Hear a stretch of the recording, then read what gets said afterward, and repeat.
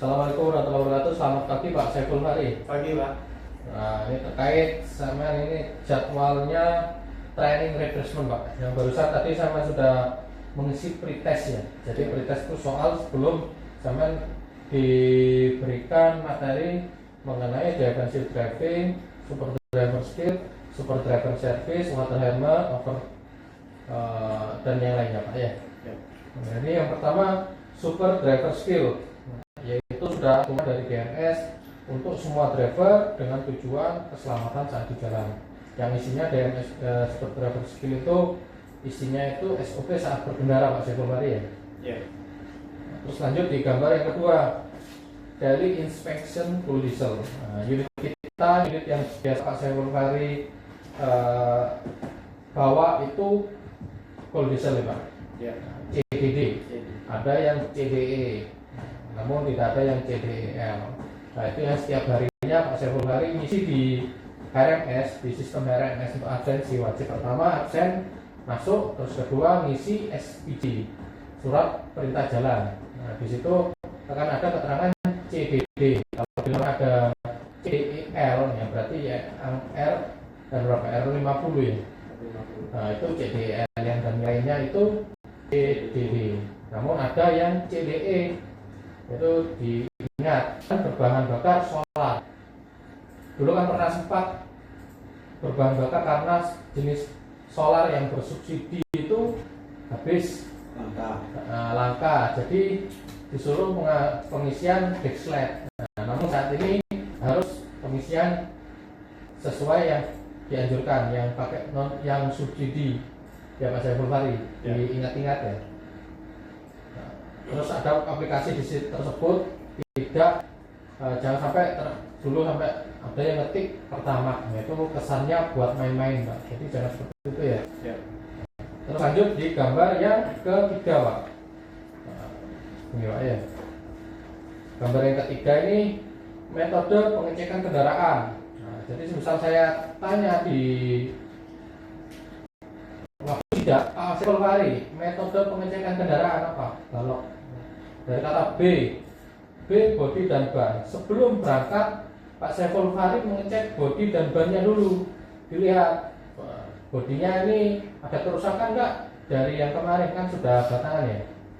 Ini ada kerusakan apa enggak? Oh ini terus kok berbeda dari yang kemarin. Nah ini langsung konfirmasi ke operasional. Nah, terus yang kedua ban. Ban tersebut harus dicek, terutama ban serep ada apa enggak, ketebalan bannya itu tipis apa enggak ya. Jadi kalau semisal tipis, apalagi mau memasuki musim penghujan, takutnya terjadi slip. Jadi harus memastikan dulu kondisi bannya bocor apa tidak, seperti itu Pak Saiful Fahri ya. Terus yang kedua dengan air, periksa air radiator. Kadang yang pertama dilakukan di indikatornya itu pasti akan muncul air wiper, air radiator, air kebocoran, periksa kebocoran dan sambung-sambungan ya. Terus dari kelistrikan, sebelum kita melakukan penghidupan mesin, dilihat yang pertama dulu itu aki dulu Pak. Sambungan yang ada di aki, periksa lampu-lampu. Nah, sambungan yang ada di aki tersebut apa terjadi, takutnya terjadi kelonggaran, efeknya ngepung Pak. Sehingga kalau ngepung nanti efeknya tidak bisa di starter ya, akan meleleh ya. Ini terus kemudian setelah diperiksa akinya dan air akinya ya, biasanya ya itu langsung dihidupkan. Periksa lampu-lampu, lampu depan, lampu belakang, lighting kanan, lighting kiri, dan hazard ya. Itu periksa. Dan periksa air aki, itu periksa nanti kalau ada kekurangan bisa diajukan di sistem verify ya Pak Saiful. Terus dari oli ya, periksa tetesan atau kebocoran yang ada di bawah kendaraan pertama. Mesin tersebut ini ngerembes apa tidak sebelum dihidupkan. Terus level oli, misal ada ngerembes, dicek secara manual, dicek di strip olinya itu, dicek olinya ada apa tidak. Dan untuk periksa air aki itu periksa level-level oli gadan dan level oli rem. Terus bila mana di jalan terus ada bunyi-bunyi yang tidak semestinya itu segera tanya dulu ke tim bengkel, Pak, ini bunyi seperti ini ya, itu konsultasikan ke bengkel ya. Takutnya ketika ada keperluan, kalau enggak ya takutnya biar tidak terjadi storing ya. Kalau storing nanti kan efeknya waktunya Pak Saiful Bahri terbuang sia-sia, Pak ya. Terus dari kelengkapan dan tas sebelum berangkat pastikan terlebih dahulu yang pertama SIM, terus KTP, SIM, KTP dan keuangan kalau ada ya. Terus handphone dibawa dan ID card dibawa dan pakai sepatu. Takutnya sebelum berangkat Pak Saiful Bahri lupa tidak membawa handphone, karena handphone tersebut itu penting untuk aktivitas kita saat bekerja. Jadi kalau misalnya tidak membawa handphone ataupun bilang, yaitu mau nggak mau keesokan harinya harus mempunyai handphone lagi, Pak. Entah itu hutang ataupun pinjam ke sanak saudara. Ya. Itu kontribusi. Lanjut ke gambar yang keempat, defensive driving. Saya peduli keselamatan. Karena apa? Pedomannya saya peduli keselamatan karena ada keluarga yang menunggu di rumah. Ya, Pak. Itu selalu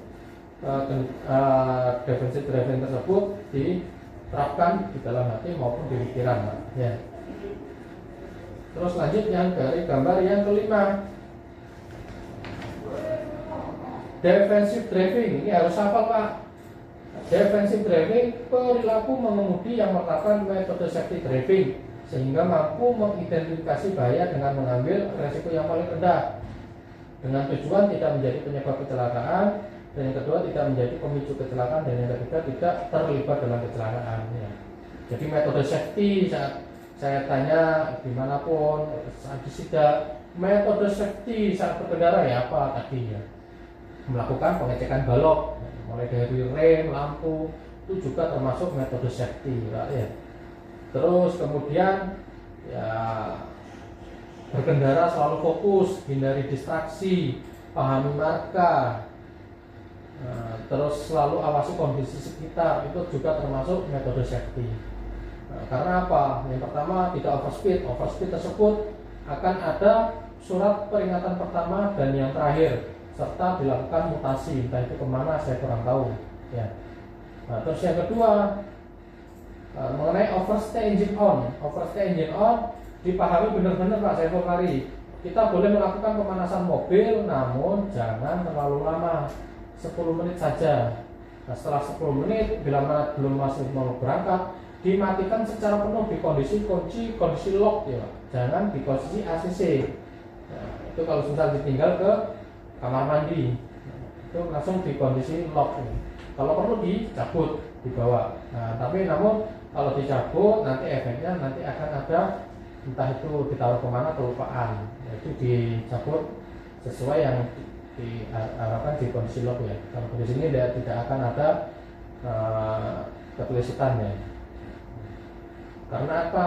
Kita overstay engine on setiap hari dan bahkan sampai 3 kali itu SP3. Nah, kalau sudah SP3 itu dianggap mengundurkan diri, Pak. Jadi mohon maaf, selalu terapkanlah apa yang saya arahkan. Terus untuk segi pengecekan lebih teliti.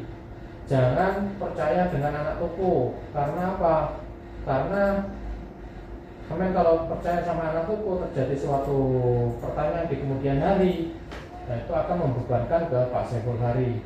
Selalu coret apa yang ada di rangkuman poli per satu-satu, mulai K1, K2, K3 dan seterusnya. Dan jumlah kartonan di situ kan ada globalnya, Pak. Global semisal 30 ya 30 harusnya fisiknya, dan kemudian ditandatangani di sampingnya bahwasanya Pak Saiful Bahri benar-benar menyaksikan dan mengecek kondisi barang tersebut ya. Jadi kemudian hari misalnya kami tidak melakukan pencoretan, yaitu kayak kemarin di tanggal 25 ada komplainan di tanggal 10, kalau drivernya tersebut tidak melakukan pencoretan sama sekali, nah itu akan menjadi beban driver ya Pak. Jadi bukti kita menjawab itu apa yang ada yang dicoret di rangkuman poli, Pak. Kalau buktinya cuma ada di pikiran, saya tidak tahu pikiran Pak Saiful Bahri itu mencoret apa tidak. Namun rekan-rekan driver yang lain dan rekan non-driver yang lain bila mana ada suatu pertanyaan dari rangkuman poli, lah ini ya buktinya coretan di rangkuman poli tersebut ya Pak. Jadi sampai ada suatu pertanyaan, oh iya Pak saya lupa tidak coret, tapi barang tersebut itu ada. Nah, itu kan berarti kan buktinya ada di Pak Saiful Bahri di pikiran. Itu akan menjadi suatu beban di Pak Saiful Bahri ya. Tetap lanjutkan Pak.